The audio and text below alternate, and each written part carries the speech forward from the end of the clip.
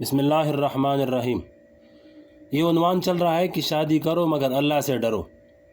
اسی کی 3 ویڈیو پہلے بیان ہو چکے ہیں، 4 ویڈیو اور ہیں۔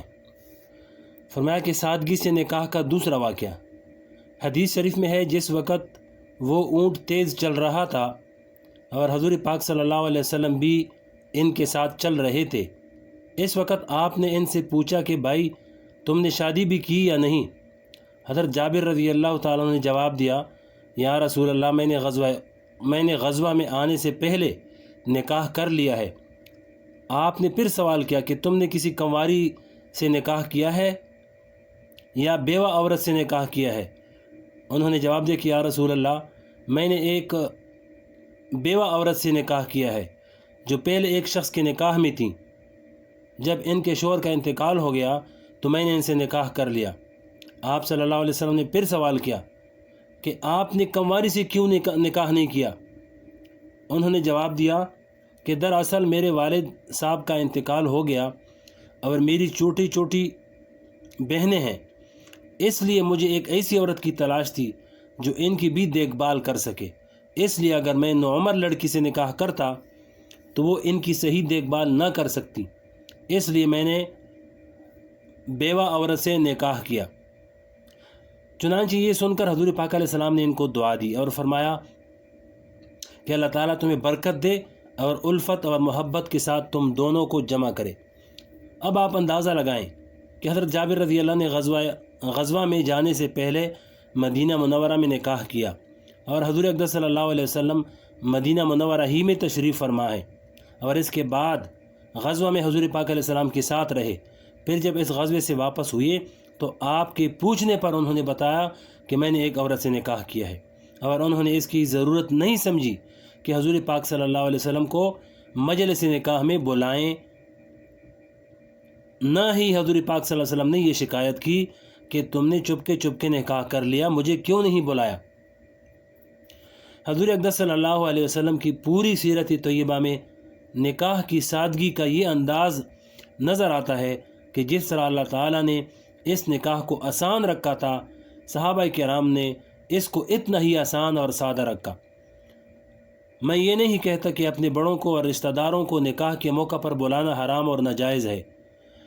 جب حضرت فاطمہ رضی اللہ تعالیٰ عنہ کا نکاح ہوا تو آپ صلی اللہ علیہ وسلم نے اس موقع پر فرمایا کہ ابو بکر و عمر کو بلاؤ، نکاح ہونے والا ہے۔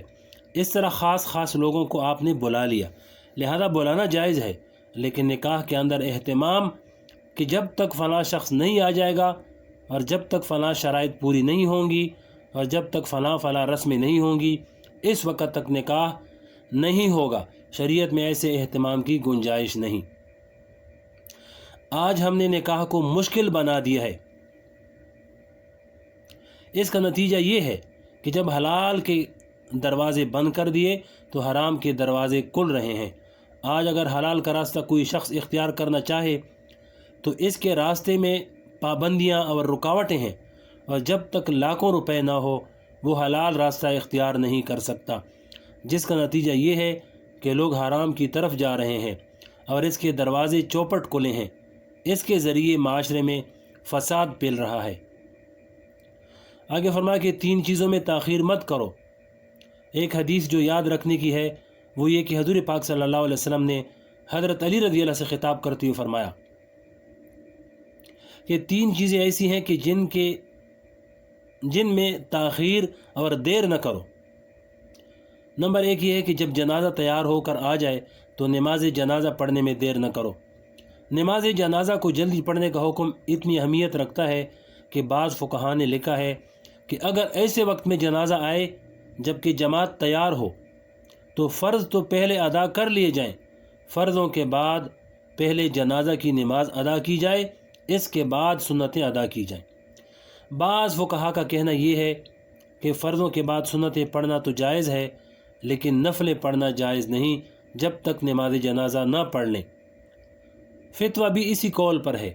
عام لوگوں کو یہ مسئلہ معلوم نہیں ہے، چنانچہ نماز جنازہ کا اعلان ہونے کے باوجود لوگ فرض نماز کے بعد نوافل پڑھنا شروع کر دیتے ہیں، حالانکہ نفلوں کی وجہ سے نماز جنازہ میں تاخیر کرنا جائز نہیں۔ دوسری چیز یہ بیان فرمائی کہ جب نماز کا وقت مستحب شروع ہو جائے تو اس کے بعد نماز میں تاخیر نہ کرو، بلکہ جتنی جلدی ہو سکے نماز پڑھ لو، بعد میں پھر وقت ملے یا نہ ملے، پھر حالات سازگار رہیں یا نہ رہیں۔ تیسری چیز یہ بیان فرمائی کہ جب بے شوہر کی لڑکی کا مناسب رشتہ مل جائے تو اس کے نکاح میں تاخیر نہ کرو، لہٰذا ان تینوں چیزوں میں تاخیر نہیں کرنی چاہیے۔ ایک اور حدیث میں ارشاد فرمایا کہ اگر تم ایسا نہیں کرو گے، یعنی مناسب رشتہ ملنے پر لڑکی کا رشتہ نہیں کرو گے، تو زمین میں فتنہ اور بہت فساد پھیلے گا۔ وہ فساد یہ ہوگا کہ جب آپ نے حلال کا راستہ روک دیا تو پھر حرام کا راستہ کھل جائے گا۔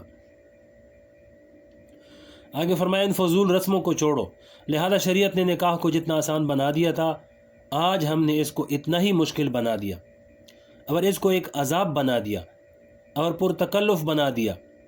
خدا جانے کیا کیا رسمیں اس کے اندر ہم نے اپنی طرف سے گھڑ لی کہ پہلے منگنی ہونی چاہیے، اور منگنی کے اندر فلاں فلاں رسمیں ہونی چاہیے، شادی سے پہلے مہندی ہونی چاہیے، ان رسموں کے بغیر نکاح نہیں ہو سکتا۔ یہ سب ہم نے اپنی طرف سے اضافے کر رکھے ہیں۔ اس کا نتیجہ یہ ہے کہ آج نکاحوں میں بے برکتی ہو رہی ہے۔ آگے اگلے ویڈیو میں سنائیں گے کہ علی الاعلان نکاح کرو۔